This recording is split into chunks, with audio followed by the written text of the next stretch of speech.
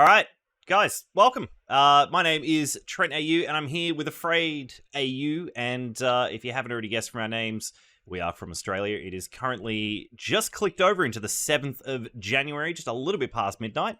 We're well on the way in our wipe here currently, as you guys all are as well. Good morning, afternoon, evening, whatever it might be for you guys. Afraid, how you doing tonight?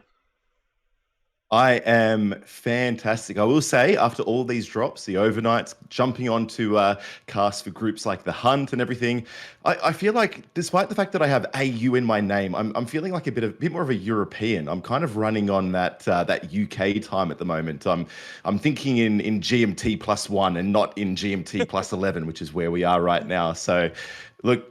As fun as it's been, I'm very much looking forward to sleeping through a night and getting back to my regular schedule. But again, for those that don't know me, my name is Afraid. I'm one of the emissaries for the Oceanic region, alongside the handsome gentleman next to me here, Trent. I'm also one of the deputy coordinators for the Global Sherpa program. And if you've been following any kind of Tarkov esports over the past 12 months, there is a very good chance that you have heard me yelling and screaming over some amazing plays that we can only see out of some of the fantastic Tarkov gamers that we have. Absolutely. So, look, as a Sherpa coordinator, you've obviously been dragged in the middle of the night during this this very warm January night for us, actually.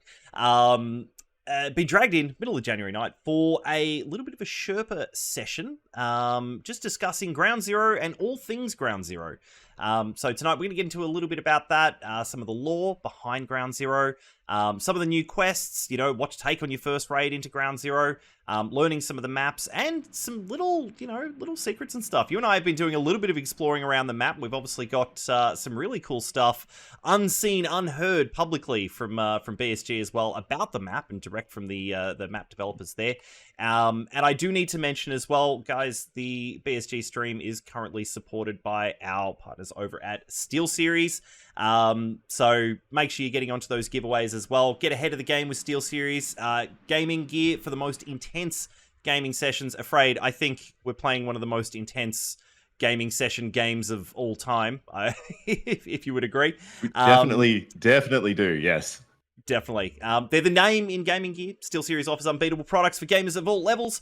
And this needs to be absolutely something you guys get into and jump into that giveaway. It's amazing. Some really cool stuff there. And obviously, we wouldn't have been able to get these streams happening and supporting without them. So please make sure you do it. It's amazing. Cool. Let's jump into it. Afraid, I think a really good starting point for us is going to be to talk a little bit about the lore of Ground Zero. And I believe you actually got a little bit of a video you prepared earlier about this one, so we might cut over to that now if you like. Fantastic, sounds great. All right, bear with us, chat. We're testing live in production right here, so this is gonna work. I promise. To fully understand the importance of the new Ground Zero location to the lore of Escape from Tarkov, we need to rewind a few years to when the Norvinsk region was created by the Russian government and the cities of Tarkov and Norvinsk were established.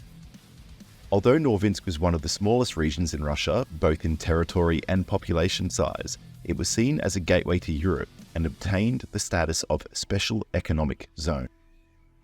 Now, these special economic zones were aimed at active international partnership while ensuring the safety of any international investments by global organizations that wish to operate there.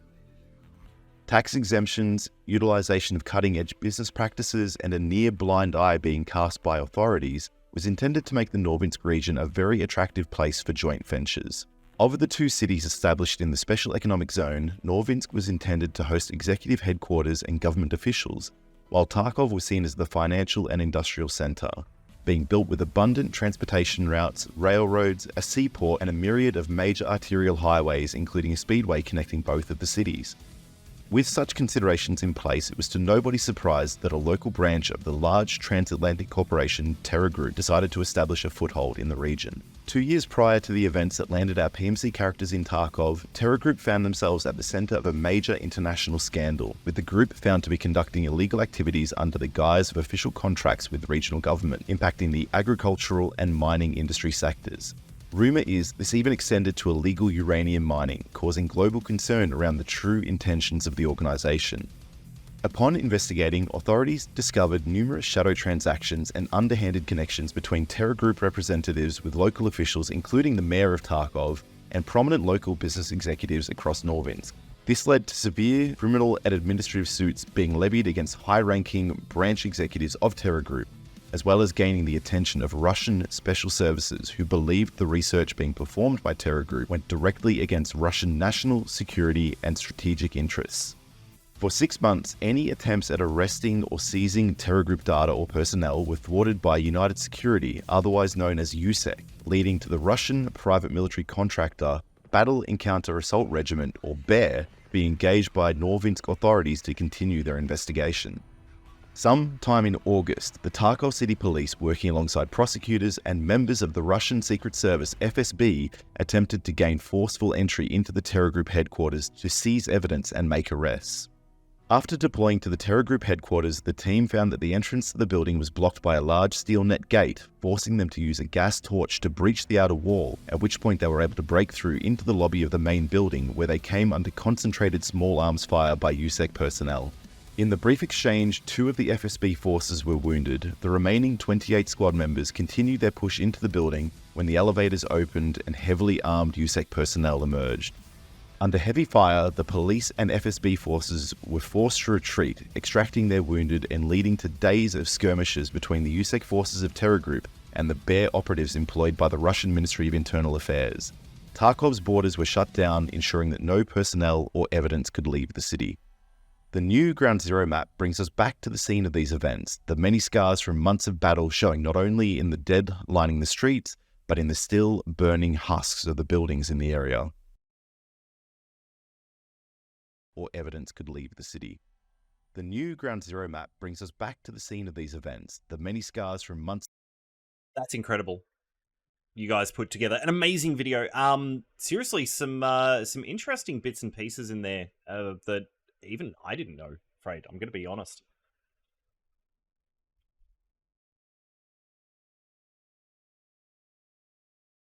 Oh. Afraid, sorry, sir. Trained professional here, talking on mute, may I say. There's always has to be one. Am I muted? You're muted.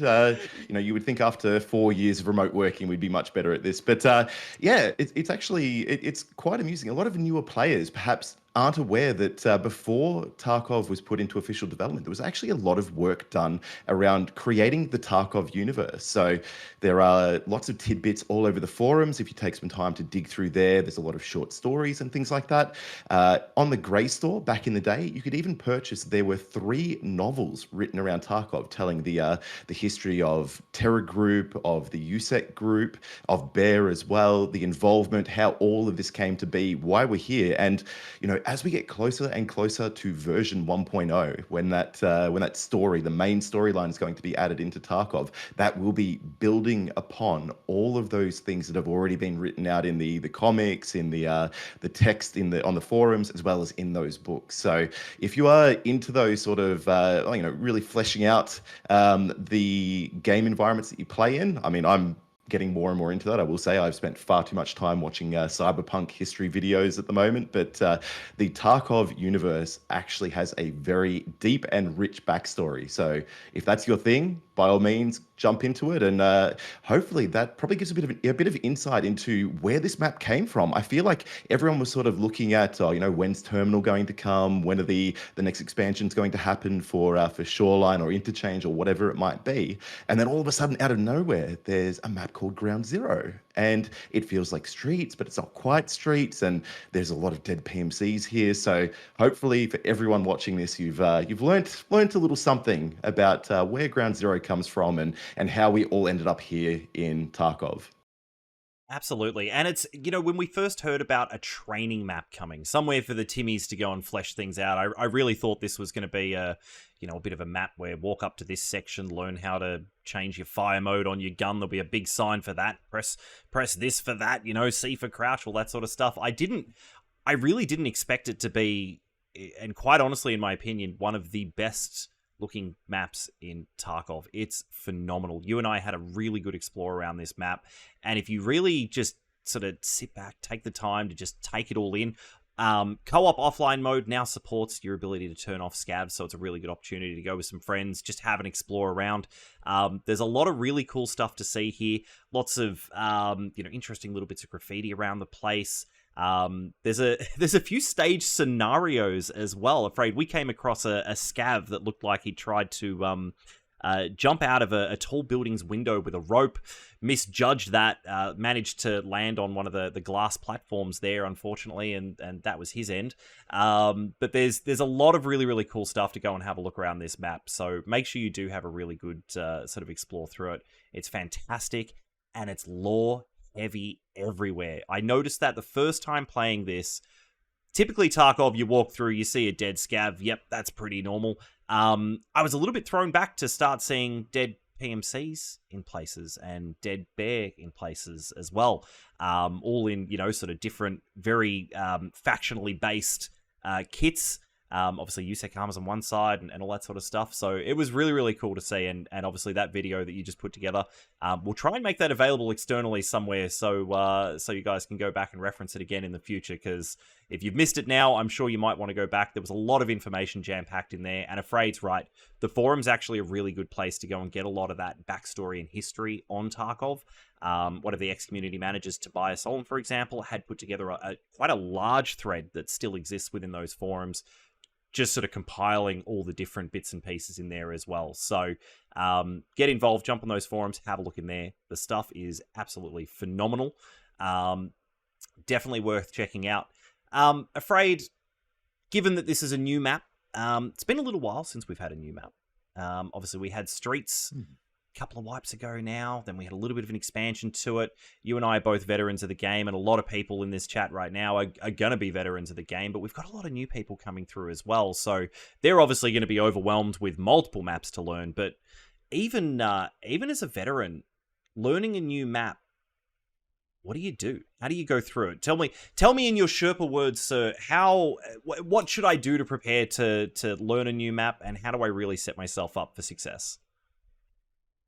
So, of course, like anything, whenever I'm trying to develop any particular area around Tarkov or learn something about the quests or the maps, or I guess anything that I'm not overly familiar with, the wiki is an absolute goldmine for information. The wiki team do a fantastic job. Again, a group of volunteers supported by BSG, but the amount of work that they put into keeping that wiki up to date, especially at the start of wipe when we're all in here and grinding and duking it out with our friends, they're in there taking screenshots, they're watching streamers, they're trying to get as much detail around all the changes that have come in and going back and putting those updates into the wiki. So my go-to is always the wiki. Now, on day one, I can tell you the maps that start to come through. The first one that I saw for Ground Zero this wipe, it looked like a napkin sketch. It looked like someone had sat down for breakfast, they'd finished their Eggs Benedict, they were sipping on their coffee, they'd pulled out the napkin and they'd started sketching out where they saw the buildings and giving a bit of an indication of where they thought the extracts were. And that's really what it was. And we saw that develop over a few different iterations. So the first one was very clearly an MS Paint drawing, and then someone had scrawled over the top of that with, here's the extract, and then someone had come back in over the top of that and written down what the names of each of the extracts were. And eventually what happened is a lot of the very, very clever map designers, like Rima is a perfect example, came in and started to develop these really well fleshed out sort of 3D images that showed where the buildings are, where the infills are.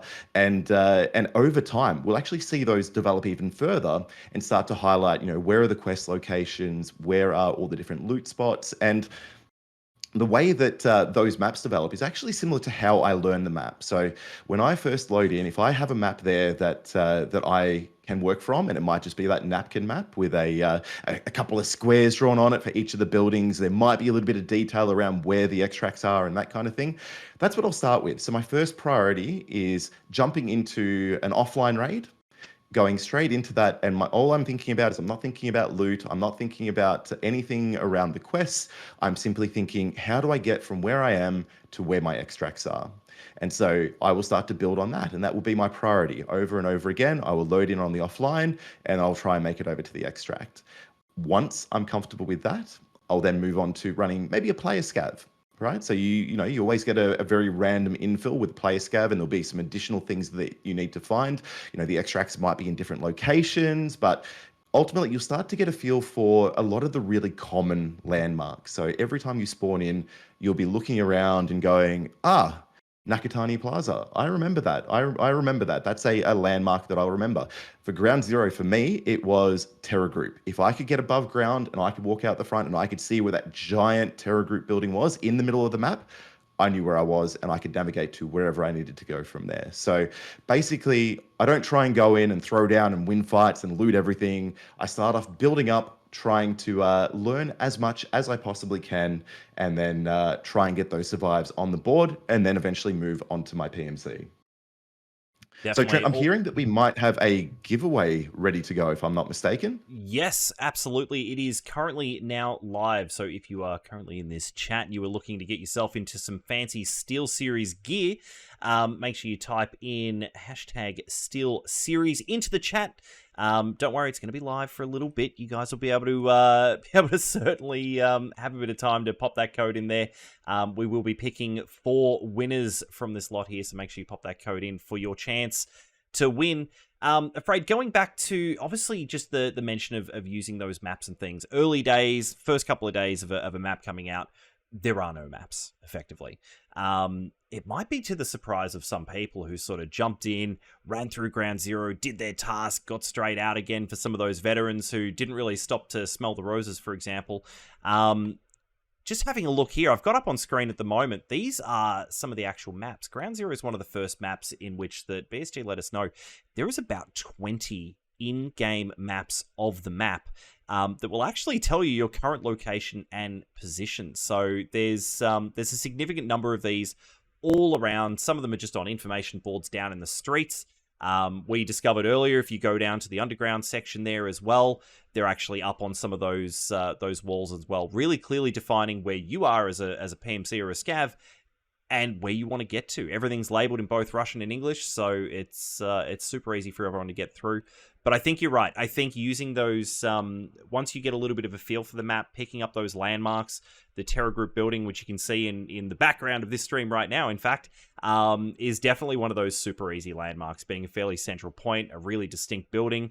I know I certainly I'll pop my head out of a building and go, I don't even know where I am yet. Before I step too far out, can I see the Terror Group building to get my bearings and work out where I'm going? So I think that's all some really, really good advice there for new players. But the wiki's my go-to these days, and they work really, really tightly with the BSG team to make sure that information's up to date as early as possible. And obviously, it's a wiki as well, so if you do discover something that you find is, unknown to the wider community, you think it's something helpful in there, it's a public wiki, so you can join up. You can certainly, contribute to that thing, which a lot of our players do, and it really keeps it an alive and an up-to-date resource. So get involved with that if that's something you want to do. If not, sit back and enjoy, and definitely use all of that valuable information that's in there. I'm 8 or 9 wipes in, Afraid, and I still can't remember sometimes where I need to go for some of these tasks. So I find it's always there, fresh with a bookmark. Fantastic. So listen, the map's got some new tasks. It really does, and like I said, it is a very, very easy map to learn, I've found. So as you mentioned, there are over 20 maps like scattered throughout, there are also a host of different graffiti items, both in English and Russian, that can guide you to where you need to go. But one of the other things you'll see is that almost all of the buildings are actually labeled. They all have a name. They are all, there's a big banner, border, whatever you need. They're always front of mind and very easy to reference back to any map that you have. So again, just to build on what you were saying there, Trent, with the wiki, the wiki team are always looking for more contributors. So again, if you really like getting in there and finding all these new features and testing things and trying stuff out, there is a wiki Discord. It can be linked from OEFT if you're on there. So jump over. I'm sure Muhawi and the team will really appreciate any support that they can get. So again, if that's your thing, jump on in. They'll definitely appreciate the assist. But yes, sorry, moving on to the tasks. And I think this is probably one of those things that has been a huge challenge for a lot of the community. And I know that I was very lucky early on. I did start the wipe a little bit later than most. I was up there when the servers came back up, but of course they came back up at about 1 a.m. for us. So I thought, you know what?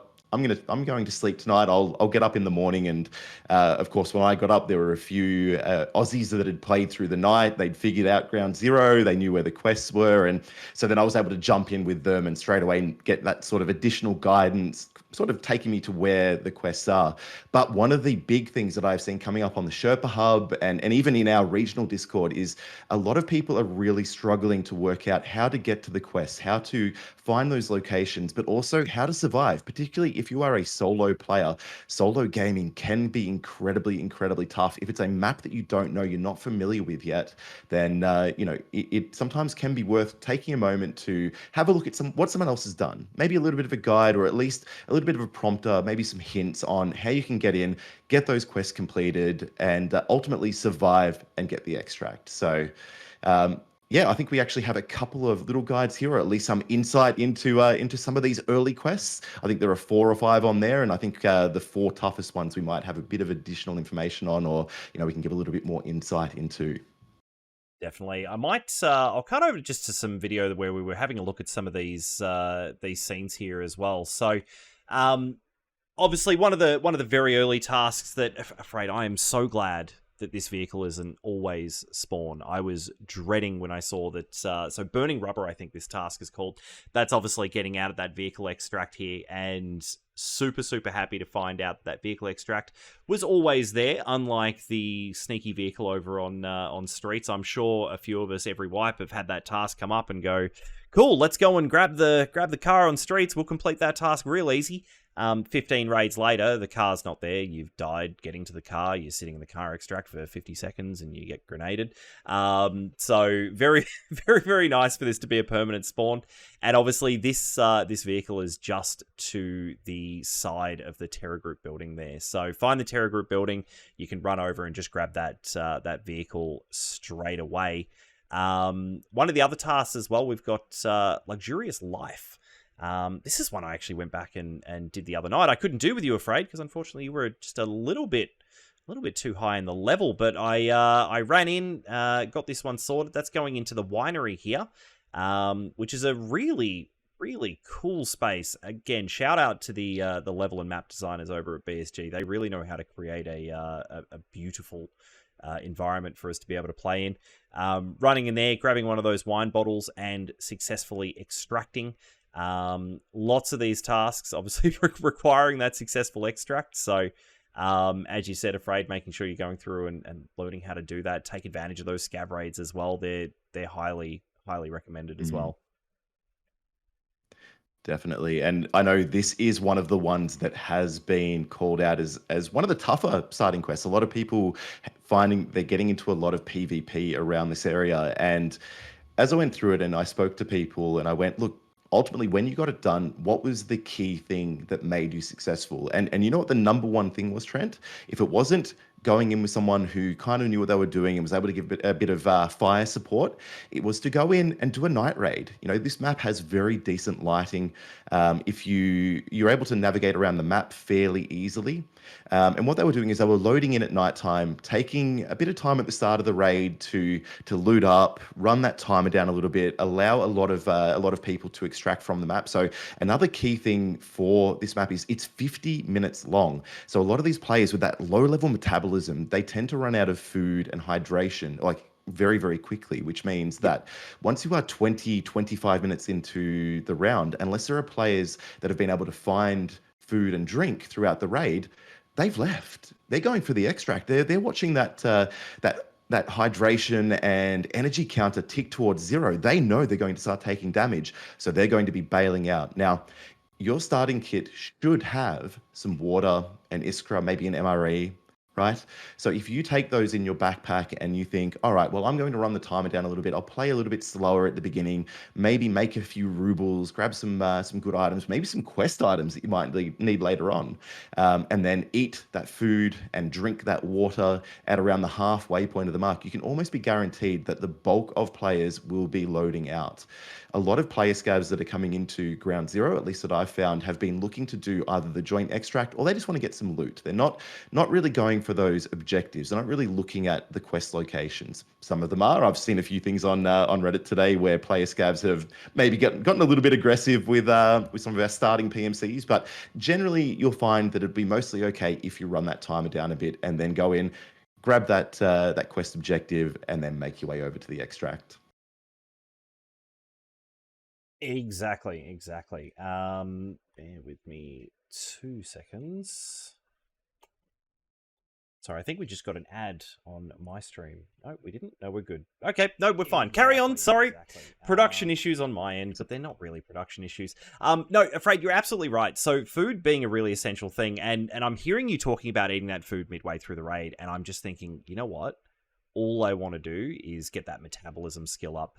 Even if you're not super hungry, one of the things I can recommend is making sure you're eating that food during those raids. Wait for your health your energy and your hydration to tick down a little bit. Snack on some water, eat some food. There is plenty of food I've been finding all around Ground Zero, particularly up in the offices and things like that. There's a coffee shop. All of these places are going to be bountiful full of food. Snack on it. Get in the habit of eating every raid. That's going to bring that metabolism skill up, and you'll find that later in Wipe, you'll be less dependent on having to, particularly in some of those longer raids, or if you lose a stomach or, something like that, you take some damage using medications, they're all going to affect your hydration and energy. So get that metabolism skill up. It's going to be amazing for you. And by mid-wipe, you'll be running around, not even thinking about food and water, winning all those fights and getting out of raids. So absolutely worth working on those skills early. Interesting you mentioned the player scavs. I haven't actually scavved on this map yet, Afraid, but I have run into a few player scavs. As you've said, some are fairly genuinely just want to get in there and get some loot. Some have been a little bit naughty, and that's okay as well. I saw a post on Reddit that you shared with me today that was heartbreaking. As a veteran player, it was absolutely heartbreaking to see an arming of scavs running up to this poor player who was prone and absolutely making the brown. But it's a great map. Terrified. He really was. It's an absolutely fantastic map, though. So yeah, no, it's been good. We might have a look at this third task that I've got this video here for. I'm going to cut over to this one now. So this task that we've got here is for I can't remember. Oh, for shooting cans. So let me just quickly switch the video. This is the video of the maps. You're welcome. We're having a look there. Car video. There we go. All right. So for shooting cans. So this is for the 2 mounted guns in the office buildings. Afraid, do you want to run us through a little bit of what's going on here?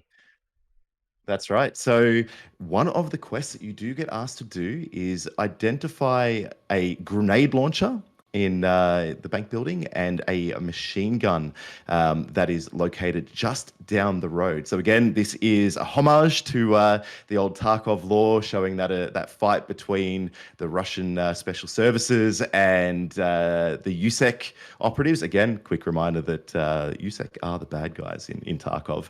But yes, what you do need to do is you do need to get into those buildings. And again, this is to familiarize yourself with navigating around a building. Find the machine gun. All you need to do for this quest is walk up to it. If you want to be cheeky, like we're seeing here, you can jump on that gun. It is fully loaded. If you see some players downstairs running around the streets, maybe not using cover like they should be, you can put some pretty heavy shots on.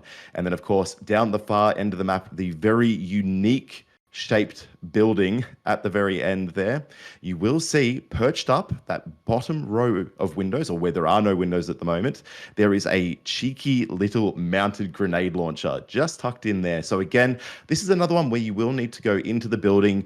And I have to stress, if you're going into Capital Insight, clear those corners. Look up into that lobby. Trent, you were telling me a story about when you walked, you were in that upper office and you looked down and you saw another PMC walking in and you were able to take them out as they walked through the front door. But ultimately, once you're able to go through, clear those corners, get upstairs, walk up, find that GL. Again, all you need to do is walk up to it, maybe jump onto it and put a few shots downrange. And can I just say, Trent, I've tried firing that GL at people. It is not very accurate. It kind of goes wherever it feels like, but a lot of fun, makes a lot of noise. But of course, once you start firing it off, everyone on the map knows where you are and they're probably going to come looking for you. Absolutely. And look, accuracy by volume, I think, is how it works with that one. Shoot a few, see where they land, dial it in, and you'll eventually get there. But I wouldn't even use the GL, to be honest. I have been super impressed with, I think every time I've walked into a building, and you've spoken to me a few times about this, but the verticality of this map. Obviously, we've got the underground sort of car basement and things like that, the car parks, where you can traverse through a bunch of those buildings, really sort of sight unseen, get away from all of that action happening topside, right through to the ground level there. And then, obviously, those second and third levels in some of those buildings are brilliant. Every time I get in a window there, I just want to stay there. I can see for miles in every direction, and I just want to wait for some of those players coming through. And then I get distracted and go, well, you know what? I need to go and finish this task. I need to do this or whatever it is, or I have somebody sneak up behind me. But yeah, I really think my tip for doing these tasks particularly, the first one was perfect. That was the very first map I spawned in, straight in that building, went straight upstairs. Excellent. Found the mounted gun, the GL over there in Capital Insight. It was excellent. I died shortly thereafter because I didn't really know the map. Didn't make reference to those maps on the wiki. Next raid, I went in. I think I died again. That first building where the actual mounted gun is just across the way from Terror Group, their Empire. That is a very busy building. So one of the recommendations there, I would say, is either wait a little bit later in raid before you go sort of storming in there and having a look, or just taking advantage of just going around maybe some of that edge of that map, really scoping out those windows in that building. I have had a few of those other players like-minded like myself to sort of just hang up in those windows and take those shots out across the front of the Terror Group sort of area out the front there, where obviously there's a lot of picket signs from where there were protesters. But yeah, go and definitely scope out those windows beforehand before you start rushing in. But yeah, really, really good task, that one. I enjoyed it. It did take me a few times, even as a veteran player, though. So if you are new, don't feel bad. It is a rite of passage to die multiple times, very early stages of Tarkov. I promise it'll get better. I just can't tell you when. But you'll keep coming back. It's amazing. Trust me.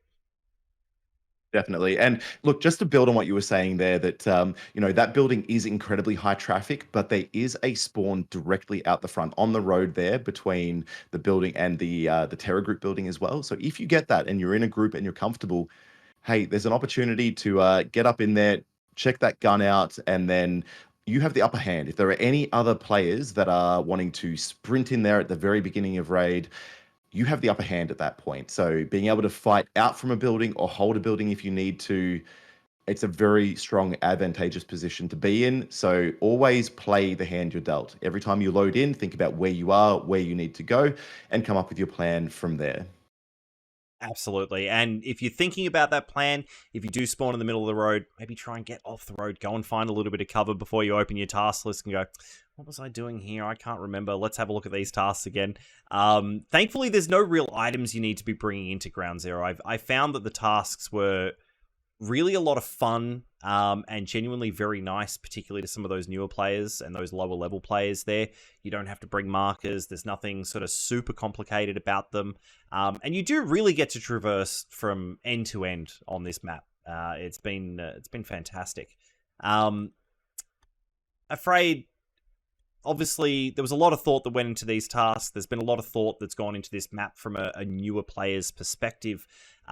Getting something set up that's really going to encourage players to explore around, have a look at things, and I really felt it took me back a little bit, but I really felt like there was a lot of things I missed as a veteran player. But as a newer player, if I really didn't know where I was going, there's a lot of visual cues on this map. Not only did we obviously mention those maps that are in the the information stands on the streets and in the buildings and things like that, but there's a lot of actual writing and cues within the maps as well, describing areas you need to go or sort of some of those objectives.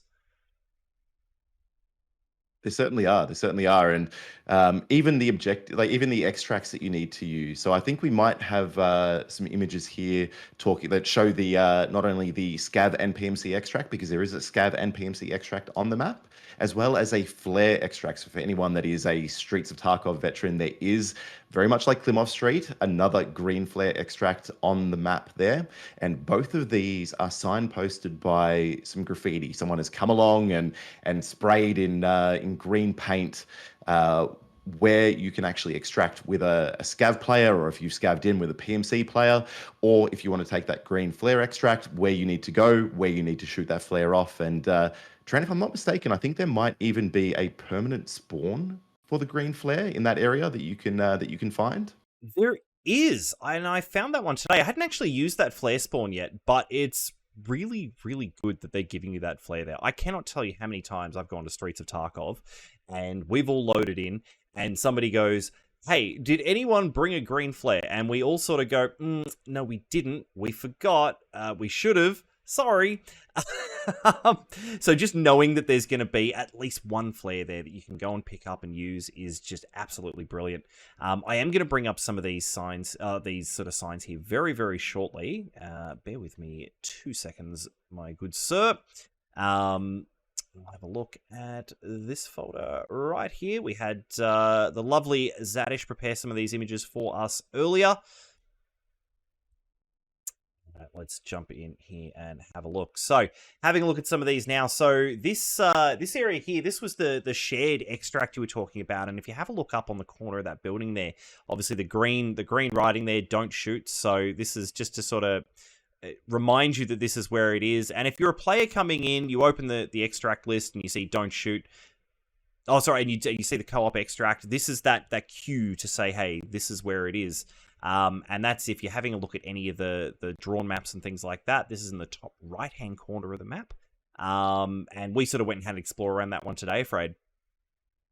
We did. And can I just say, the addition of all these new joint extracts alongside VoIP, I tell you what, I used to always have my VoIP turned off, but I'm definitely seeing the value of it now. As someone who wants to try and get that higher scav rep so that I can get the quicker scav case times and things like that, I definitely recommend giving it a go. Plus, you don't see it too often, but occasionally Fence will drop you something a little bit juicy for taking the friendly extract. So definitely build on that if you can. If you get in there and you're feeling a little bit risky or a little bit keen, call out to that player scav.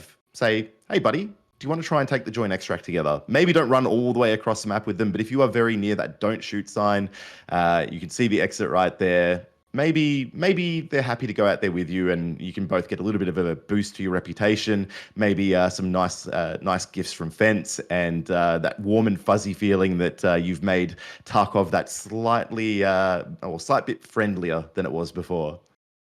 Absolutely. And look, if I can offer one recommendation, if you say you're going to be friendly, don't double cross them, because the next time you want to go and get some of that scav rep or the fence goodies from the joint extract, they might not be so nice to you in return. Just having a look here on the image up at the moment, more of those signs. Obviously, you can see all the paint cans and stuff just strewn all over the ground here from the hastily written sign towards one of the extracts. So this is off, I believe this is off towards the Nakatami building, so that's sending us down that way towards that extract. We can see here as well some more of these green graffitis just pointing towards where those extracts are. Again, there was one in English there. There's obviously another one in Russian here as well. And there we go. Again, the Russian word for exit pointing towards more extracts. And just seeing some of these around the map has been fantastic. Now, this one's by the Joint Flare Extract. Oh, sorry, the Flare Extract. And we can actually see the flare gun sign on that bus there as well. Just reminding you to make sure you've got a flare and that this is the Flare Extract. And it's just near here. There's a dead scav sort of propped up. He's got one of those flares there, so you'll be able to pick that one up off him and head out of that extract as well. So definitely good there. And some nice little signs just saying, hey, listen, there's mines, don't go this way. I've definitely heard some feedback from some people, Afraid, where they've said, I just don't think it's fair that they've got mines on Timmy maps. Well, I mean, you can all read signs, can't you? Especially signs that are pictures. I was going to say, it has... you will learn there is all of the mechanics that we've seen in many of the other Tarkov maps have all been included on this map. I will say though, I do have to take the side of some of the people making these calls, because you haven't found the Claymore yet, have you? No, I haven't. I heard somebody talking about this. I think it's behind a desk or something like that. No, I haven't. I definitely would slam my desk if that happened. I've been lucky enough not to find it. And unfortunately, I'm going to level up pretty soon to a point where I'm not going to be able to play Ground Zero for quite a while. So it's, hopefully, fingers crossed, I never find it. If you have found it in chat, I'm sorry. I'm genuinely sorry for you, because that was horrible. Yep, that's right. But if you are an achievement chaser, if you are one of those people that likes to min-max everything, have 100%, I hear that there might be a hidden achievement for running into that Claymore. I could be wrong. I'm out of Ground Zero already. I haven't been able to go in and do it, but I believe there may well be. Fantastic. Well, after this little presentation of ours, I know exactly where I'm going to go and get myself blown up. We're not level 20 yet, so we're still fine. Wow. Okay, cool. I did forget about that. Thank you very much for sharing, and nice little bonus task there as well. Afraid, I want to have a quick look through some of the bits and pieces that were sort of shared with us from BSG today. I'm going to take us over to a little... Before we get into that though, Trent, sorry to jump in there. I believe we actually have some winners for our Steel Series giveaway. Hey, fantastic. So I might steal the glory here if you don't mind. You've been putting in the hard yards. No, please, I'm just absolutely. Swoop in, and so we have 4 winners to announce here. So if you're in chat, make yourself known to one of the mods. Put something in chat just saying that you're still here, you're still watching. The first prize has gone to Soviet Romel. So if you're in here still, please make yourself known. The second winner is Hobbledehoy 93. I'm hoping that I'm pronouncing that correctly. Hobbledehoy 93. So congratulations, you are our second winner of the Steel Series giveaway tonight. Our third, we've got quite a few, this is great, is Wizles _ WHIZZLEZZ_. You are the third winner in the Steel Series giveaway. And of course, lucky last, Lambert2. I think I'm saying that right. There's quite a few O's at the end there, Trent. So no, Lambert2. I think you've done it. I think you've done that very correctly there. So guys, congratulations. Make sure you do reach out to one of the mods in chat. Let them know that you're here. They'll be able to send you some details about your winnings. And of course, thank you very much to Steel Series, our partner for this stream, who are able to provide some of those amazing prizes. So get ahead of the game with Steel Series gaming gear for the most intense gaming sessions, which we are playing the most intense gaming game of all time. The naming gaming gear, of course, Steel Series offers unbeatable products for gamers of all levels. So make sure you go and check them out if you have missed out. I am sporting my Steel Series headset right now. It's fantastic. I love it. It means I can wander off and go and get another beverage from the fridge and hear my teammates screaming out to me that we're loading in and we're at a terrible spawn and I need to stop making a coffee or doing whatever I'm doing. Many half coffees left in the machine to run back because we've got a really bad spawn in the middle of a road somewhere. Cool. Well, congratulations to those guys there. Afraid I want to chuck us over to... Everybody's going to have to excuse me here. This is the first time using this software, but these are some early concepts of the map shared with us from BSG. So I'm going to mouse us around this little piece of software here, and hopefully everybody can have a quick look. So these are some of we're going to go through a little bit of the storyline, if you will, for Ground Zero and some of the inspiration behind it.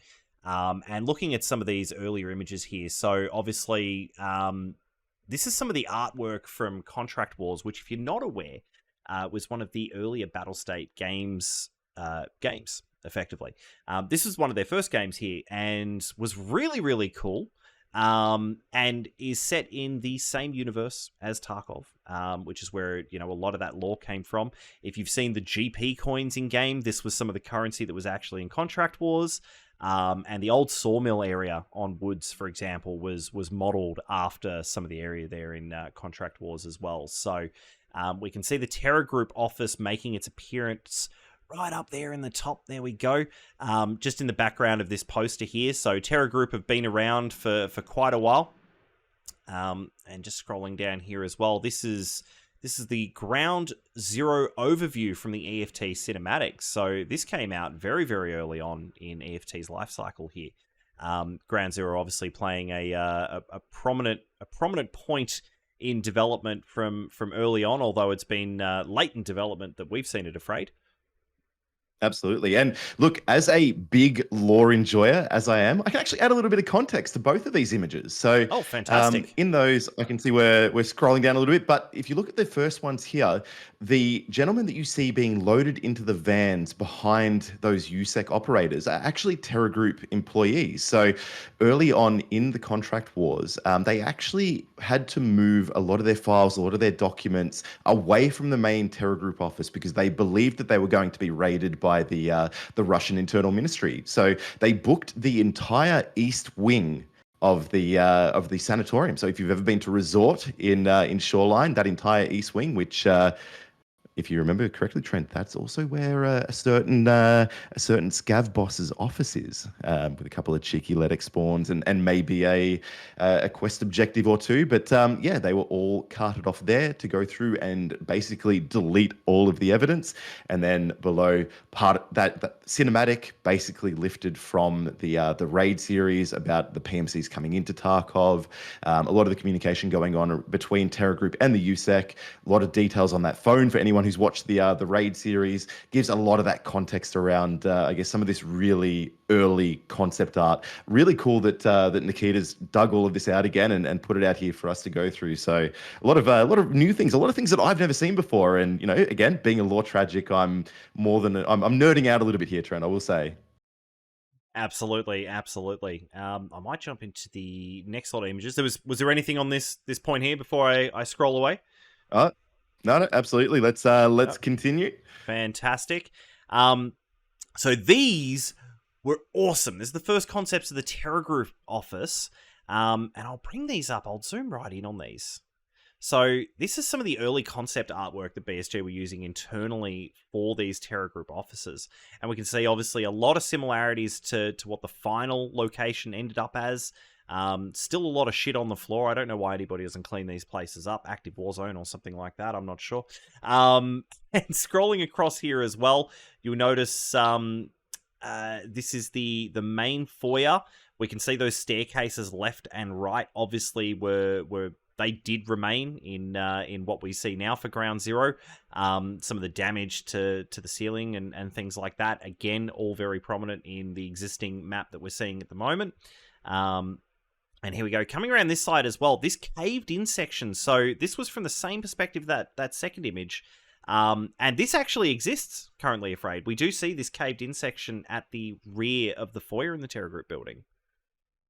That's right. We do. You can see that it's caved in underneath the Terror Group logo there. There is a dead scav that you can loot at the bottom of it. And We did take a moment earlier to climb up on the rubble and get a shot of our PMCs with the Terra Group logo, because I'm sure that will make a fantastic stream background at some point. That you can see the dead scav in the images there, and also I have to say you can see some scrawling on some of these images as well. So I'm told that this has some input from the level designers, but also Nikita himself provided some feedback on what he wanted to see here, how it aligned to his vision. Again, super cool to see that with everything that's going on, he's still very, very involved in making sure that it's continuing to build to his vision and is telling the story of Tarkov and basically building out that Russia 2028 universe. Absolutely. And scrolling on here, we can see a lot more of these scrawlings as well. Unfortunately, afraid my Russian is no good. It's non-existent except for maybe a few scav lines here and there. But it looks like we're sort of talking about, obviously, those staircases, bit of a top-down view here towards that front of that Terra Group building there. We might scroll into the next lot of images here, because there's quite a few. There's a lot of gold in this that's been provided for the first time. So looks like some early development shots for layouts of Ground Zero. And we can sort of see that is a bit of a rough outline of where some of those that map was going to be placed within those buildings. Some early concept shots of the underground or the underbridge section within there as well.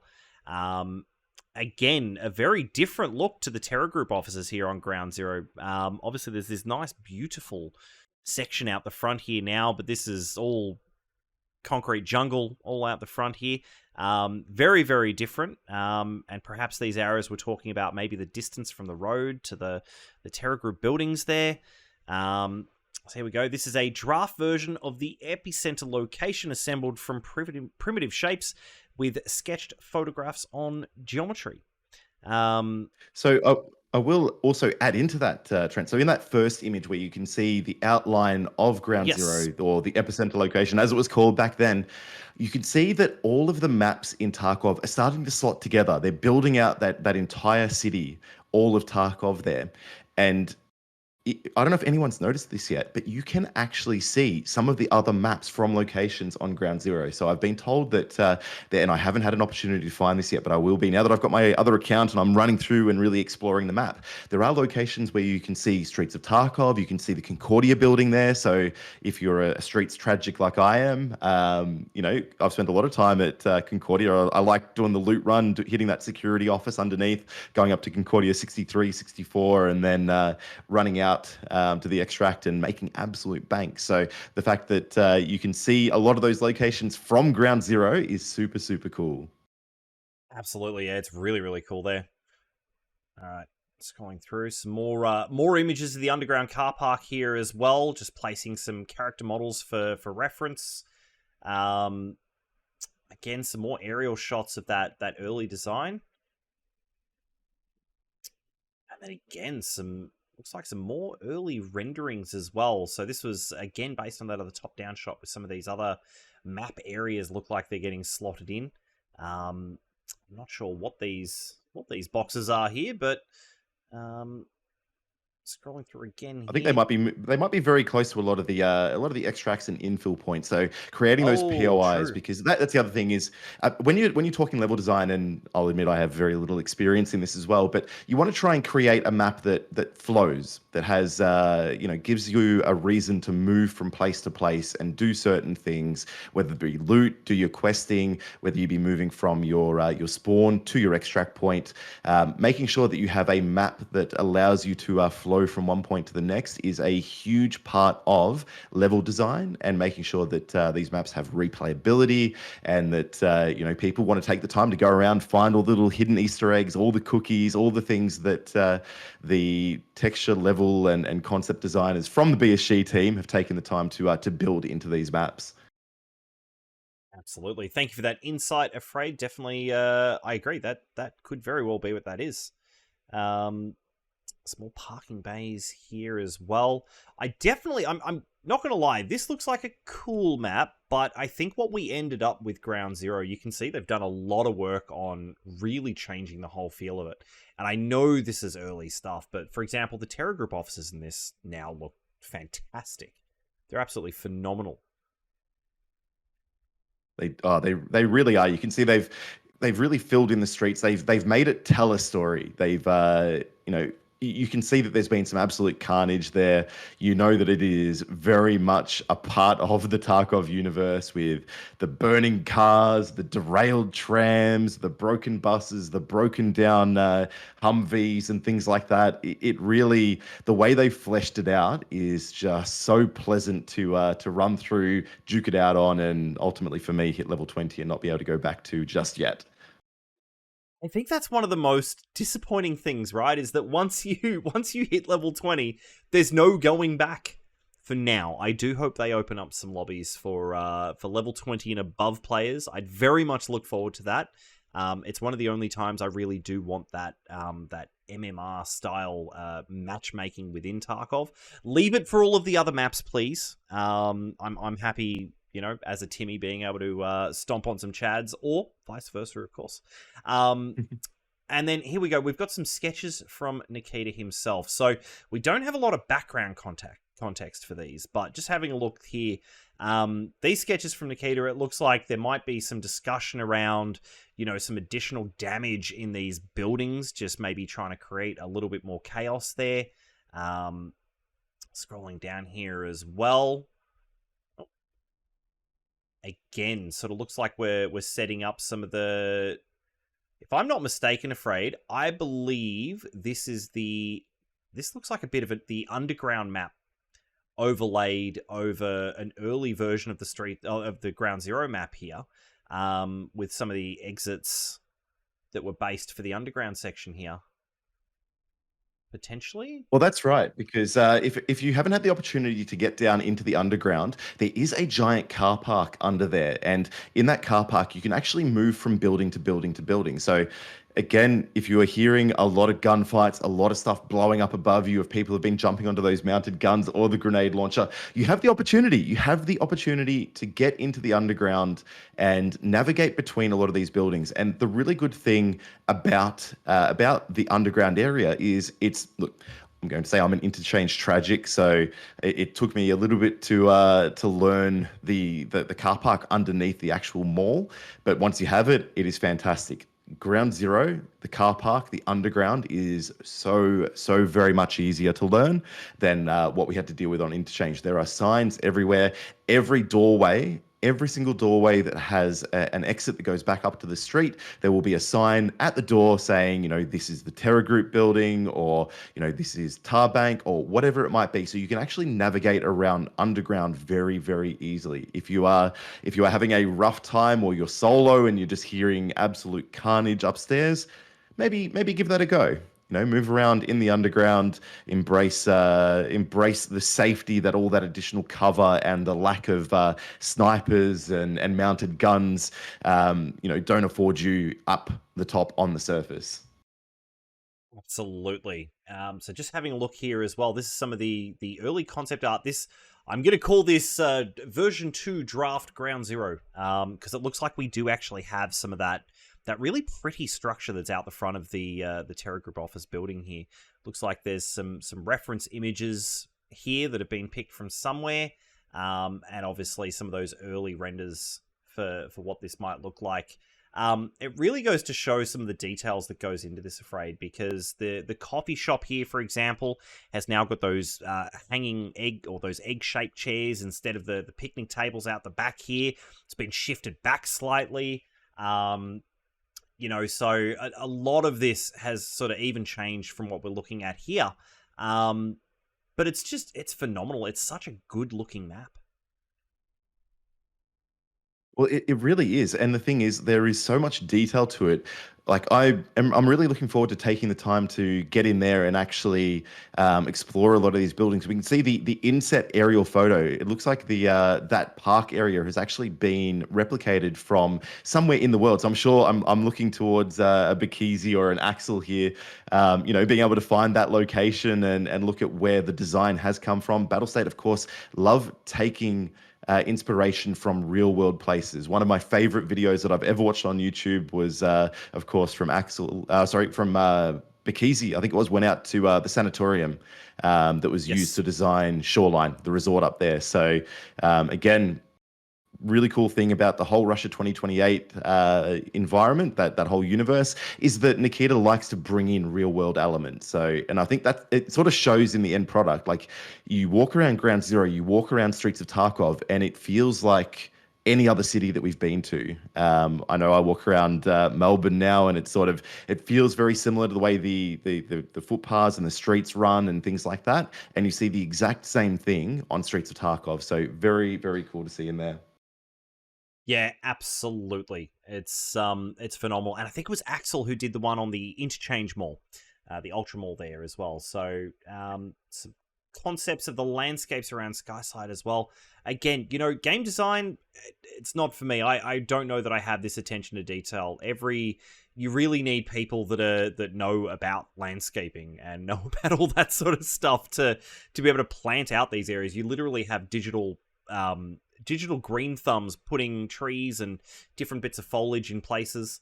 It's just phenomenal, the level of work that go into these maps, Afraid. It really, really is. So again, take the time, before you hit level 20, when you're at, 19 and 3/4, maybe jump into an offline raid. Even if you are an experienced player, even if you've got it nailed, you know what you're doing, you don't need the starter map anymore.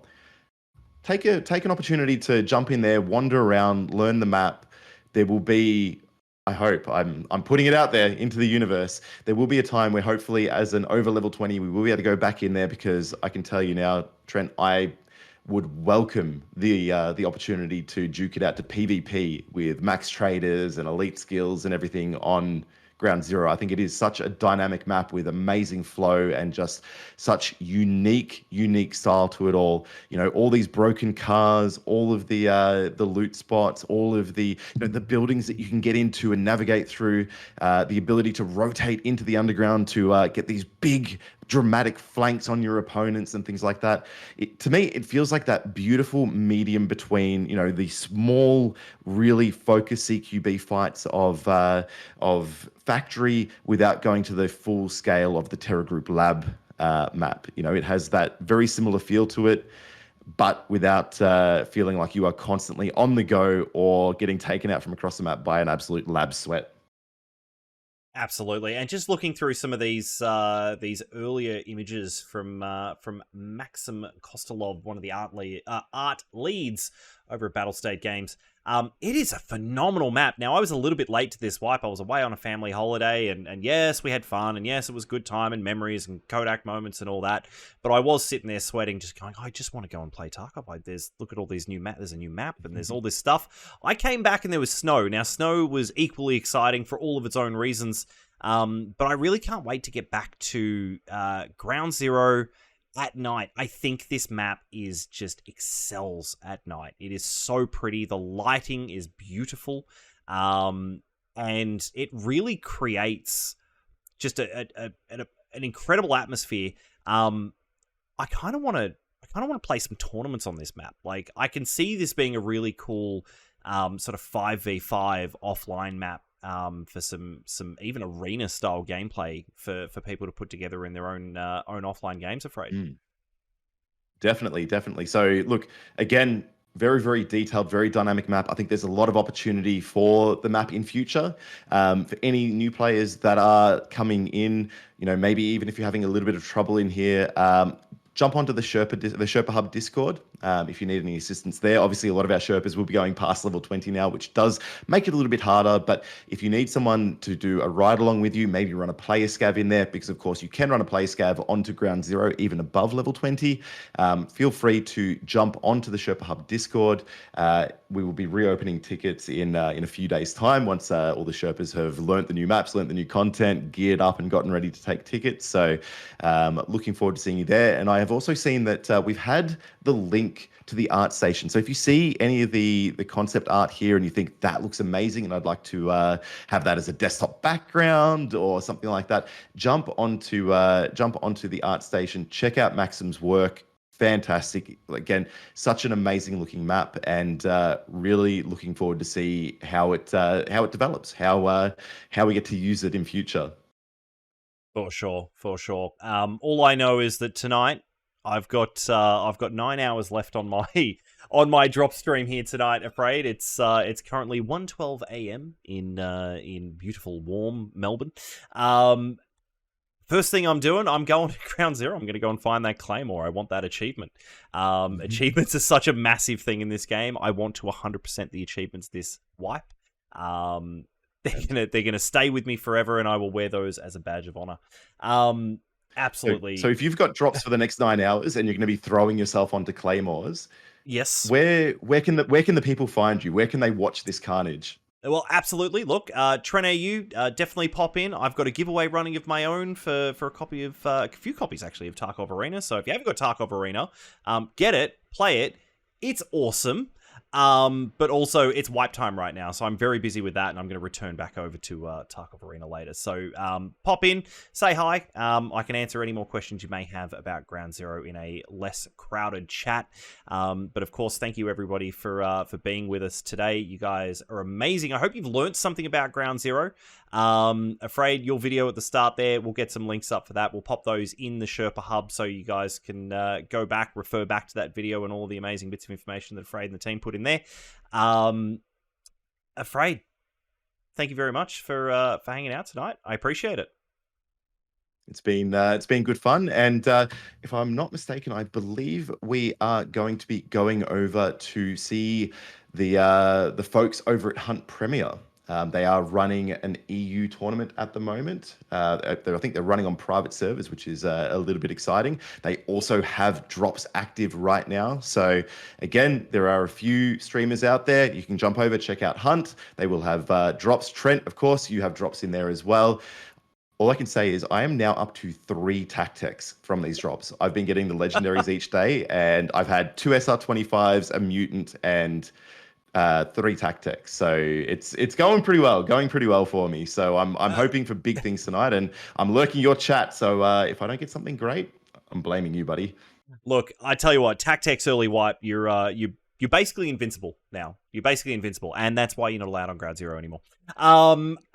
Again, congratulations to our winners from the SteelSeries giveaway tonight as well. Soviet Rommel, Hobble Dehoy 93, Wizzle ZZ, and Lambert 2 as well. Make sure if you haven't already, definitely get in touch with the moderators in chat. They'll be able to point you in the right direction to claim your prize. And a huge thanks, obviously, to supplying those prizes to SteelSeries. Get ahead of the game with SteelSeries gaming gear for the most intense gaming sessions. They are the name in gaming gear.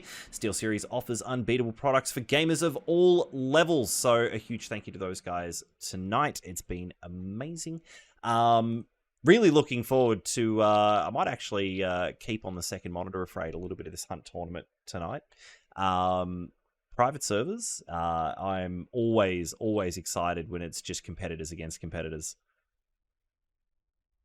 Yep, always a great thing to watch, and the Hunt put on an amazing show. Not that I'm biased, because I'm often there behind the mic as well. But again, thank you to everyone in chat. Hopefully you learned something, and I look forward to seeing everyone again. Good luck in your raids. Until next time, my name's Afraid. I'm joined by the wonderful TrentAU, and we will see you in Tarkov.